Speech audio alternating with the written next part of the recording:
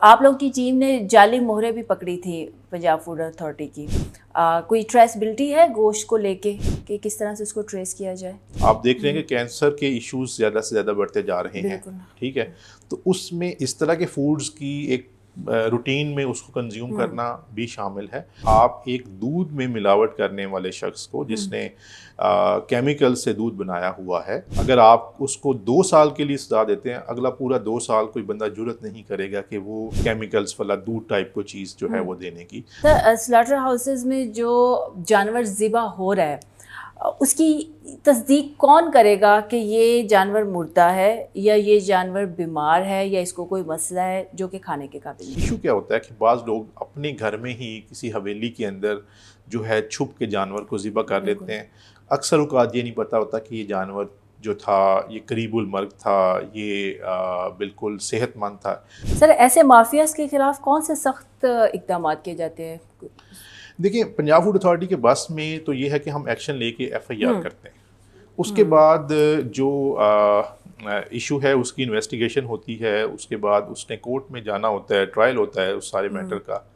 और उसके बाद जब ट्रायल के बाद कुछ सज़ा मिलती है या उनको कम ज़्यादा सज़ा जो भी उनके ऊपर एक्शन होता है, मैं ये समझता हूँ कि हमारे इन्वेस्टिगेशन ऑफिसर्स और जुडिशरी को भी इस मैटर में सेंसिटाइज होने की ज़रूरत है कि अगर कोई चीज़ जिसकी फूड सेफ्टी कॉम्प्रोमाइज्ड है, बेशक वो सिंथेटिक मिल्क है या वो किसी बीमार जानवर का गोश्त है, तो उसकी वजह से जो भी कंज्यूम उसको कर रहा है उसके बहुत से इश्यूज उसके साथ हो सकते हैं। वाइटल ऑर्गन्स के डैमेज हो सकते हैं, उसके it's a kind of slow poisoning.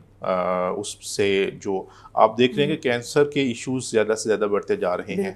ठीक है, तो उसमें इस तरह के फूड्स की एक रूटीन में उसको कंज्यूम करना भी शामिल है।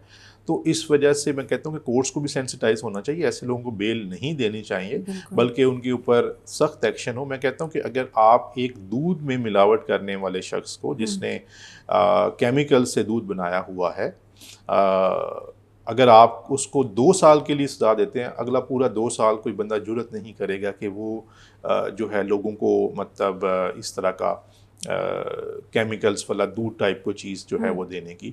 तो ये कोर्ट्स को भी इसमें सेंसिटाइज होने की ज़रूरत है, क्योंकि फूड सेफ्टी सब का सब्जेक्ट है। बिल्कुल। रीज़न बीइंग कि सब ने खाना खाना है, और सब लोग अगर उसके ऊपर सेंसिटाइज होंगे, अपने उसको ओन करेंगे कि हमने अपना इसमें किरदार अदा करना है, तो फिर हम इसको बेहतर तरीके से जो है वो नाफिज कर सकेंगे।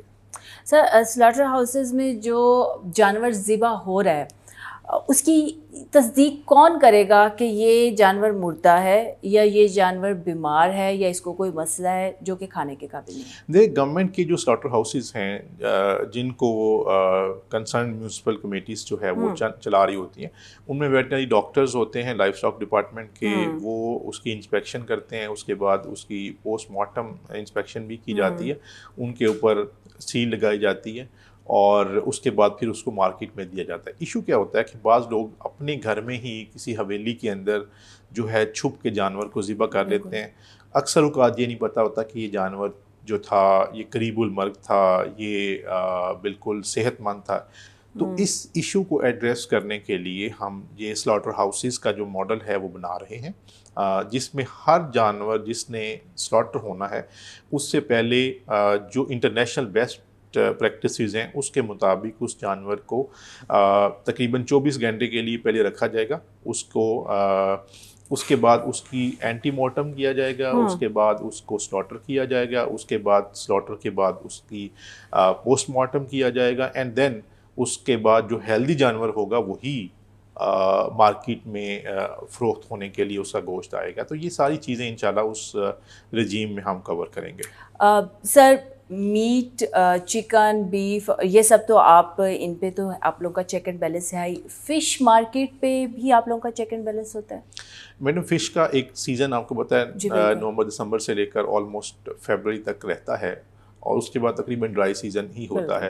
तो उस जो उसका सीज़न है उसके अंदर हम फ़िश की तमाम मार्केट्स के ऊपर जो है वो इंस्पेक्शंस करते हैं, उनके फ्राइंग यूनिट्स के ऊपर इंस्पेक्शन करते हैं और इस बात को यकीनी बनाते हैं कि कोई भी ऐसी जो रॉटन फ़िश है या जो अनहेल्दी फ़िश है वो मार्केट में लोगों की कंजम्पशन में नहीं जाए। ठीक है। आप लोग की टीम ने जाली मोहरें भी पकड़ी थी पंजाब फूड अथॉरिटी की। कोई ट्रेसबिलिटी है गोश्त को लेके कि किस तरह से उसको ट्रेस किया जाए? देखें गोश्त के हवाले से जैसे मैंने पहले अर्ज़ किया कि 214 पिछले साल में FIRs थी, तकरीबन 100 के करीब इस साल 6 जो 5.5 मंथ्स हैं उसमें FIRs हो चुकी हैं।